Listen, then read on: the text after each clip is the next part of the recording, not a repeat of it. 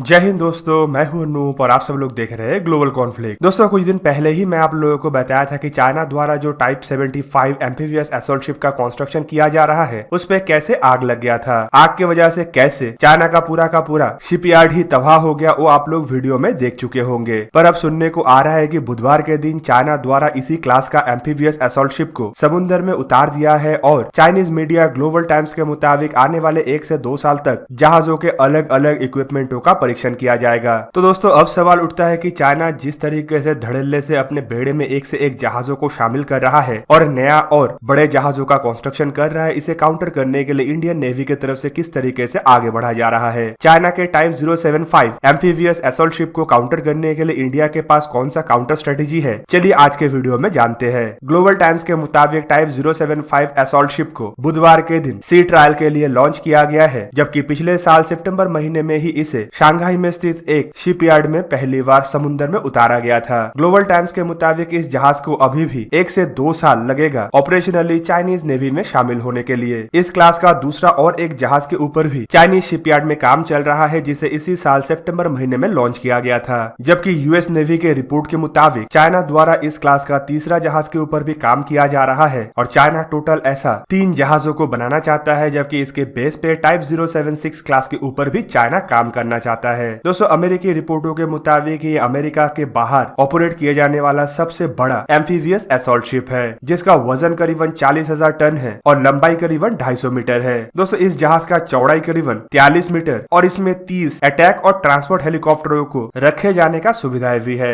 जहाज में होवरक्राफ्ट और टैंक और ट्रूप्स को बीच में लैंड कराने के लिए लैंडिंग क्राफ्ट भी रखा जा सकता है और चाइना इस तरीके के जहाजों के द्वारा साउथ चाइना सी के अंदर जो अपने टेरिटोरियल क्लेम है उसे और भी पक्का करने में समर्थ हो जाएगा। अमेरिकी एक्सपर्टों का तो ये भी मानना है कि चाइना इस तरीके का एम्फीबियस कैपेबिलिटी को इसीलिए बढ़ा रहा है ताकि ताइवान के ऊपर प्रेशर क्रिएट किया जा पाए और जरूरत पड़ने पे ताइवान के ऊपर मिलिट्री इन्वेजन किया जा पाए। इस तरीके का जहाजों के मदद से कोई भी देश समुद्र के अंदर एम्फीबियस ऑपरेशनों को काफी आसानी से अंजाम दे सकता है और दुश्मन के क्षेत्र के अंदर समुद्री सरहद से घुसपैठ भी आसानी से कर सकता है। तो दोस्तों ऐसे वक्त में सवाल ये उठता है कि चाइना अगर इन जहाजों को साउथ चाइना सी से बाहर इंडियन ओशन के अंदर ऑपरेट करने का कोशिश करेगा तो इंडिया के पास इस तरीके के जहाजों को काउंटर करने के लिए कौन सा काउंटर स्ट्रेटेजी है। दोस्तों वैसे अगर देखें तो इस तरीके का जहाजों को मार गिराने के लिए इंडिया के पास एडवांस से एडवांस तरीन हथियार है, जिनमें P-8I मैरीटाइम सर्विलेंस एयरक्राफ्टों के अलावा इंडिया के अलग अलग जहाजों में जिस तरीके से ब्रह्मोस मिसाइलों को तैनात किया गया है वो भी चाइना के ये जहाजों को ध्वस्त करने के लिए काफी है। पर इन जहाजों के मुकाबले में इंडिया की तरफ से भी एक मल्टी रोल सपोर्ट वेसल के प्रोग्राम में भी काम किया जा रहा है। दोस्तों multi role support vessel program भी इंडियन नेवी का इसी तरीके के एम्फीबियस जहाजों को अपने बेड़े में शामिल करने के लिए लॉन्च किया गया प्रोग्राम है, जिसके तहत टोटल 4 ऐसे जहाजों को इंडिया में ही बनाना है, जबकि इसमें फॉरेन कंपनियों का मदद लिया जाएगा। दोस्तों 2011 में इंडियन नेवी की तरफ से multi role support vessel program का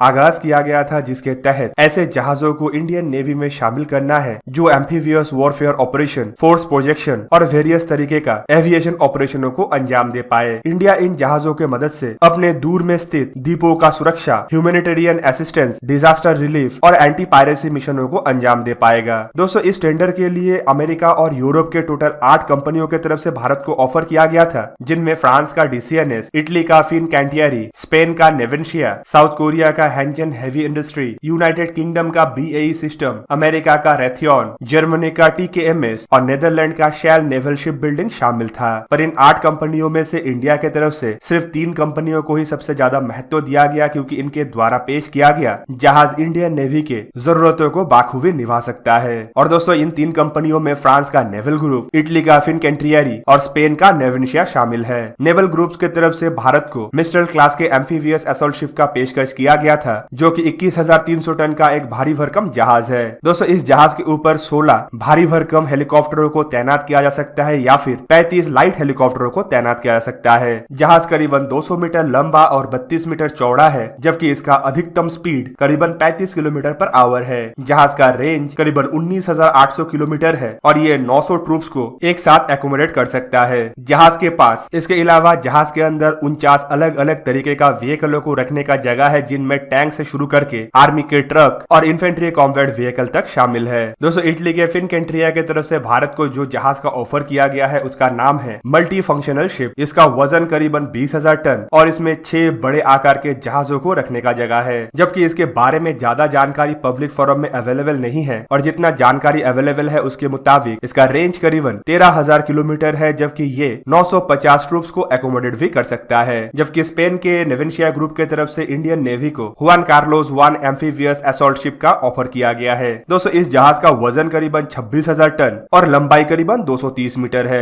चौड़ाई 32 मीटर और ये जहाज भी करीबन 90 ट्रूप्स को एकोमोडेट कर सकता है। दोस्तों रेंज के मामले को देखें तो इस जहाज का रेंज करीबन 17,000 किलोमीटर है और ये जहाज भी 46 टैंकों को एकोमोडेट कर सकता है। हेलीकॉप्टरों के कैपेसिटी को देखें तो जहाज के पास करीबन 30 अलग अलग वजन के और अलग अलग वैरायटी के हेलीकॉप्टरों को रखने का जगह है। जबकि इस जहाज का और एक सबसे बड़ा खासियत यह है कि जहाज के आगे वाले हिस्से में स्की जंप लगाया गया है, जिसके मदद से इस जहाज के ऊपर से F-35 जैसे वर्टिकल टेक ऑफ एयरक्राफ्ट को भी आसानी से लॉन्च कराया जा सकता है। F-35 एयरक्राफ्ट को लॉन्च कराने के लिए स्की जंप का मदद लिया जाएगा, जबकि उसे लैंड कराने के लिए वर्टिकल लैंडिंग सिस्टमों का मदद से इस जहाज के ऊपर लैंड कराया जा सकता है। दोस्तों इन जहाजों को इंडिया के अंदर बनाने के लिए करीबन 16,000 करोड़ रुपया खर्चा करने का इरादा रखा जाता है, जिनमें प्राइवेट शिपयार्ड को ही सबसे ज्यादा प्रमुखता दिया जा रहा है। जहाजों को बनाने के लिए L&T कंपनी स्पेन के नेवेंशिया ग्रुप के साथ समझौता किया हुआ है, जबकि PPVR defence and offshore engineering के तरफ से फ्रांस का DCNS और ABG शिपयार्ड के तरफ से यूनाइटेड स्टेट का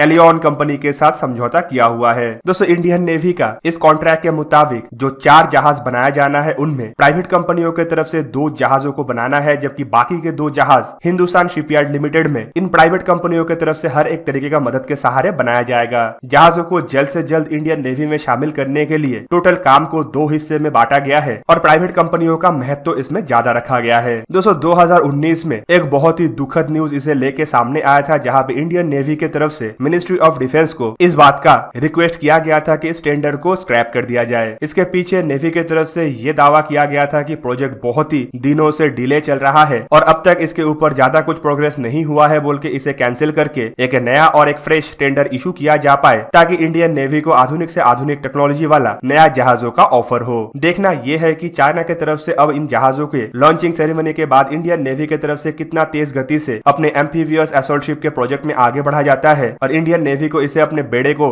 मजबूत करने में कितना ज्यादा मदद मिलता है। तो दोस्तों ये था आज का वीडियो। अगर आपको वीडियो अच्छा लगा तो इसे लाइक कीजिए और मेरे चैनल को सब्सक्राइब कीजिए और साथ में बना हुआ बेल आइकन को भी प्रेस कर दीजिए, ताकि आप मेरा वीडियो देख पाए सबसे पहले। जय हिंद।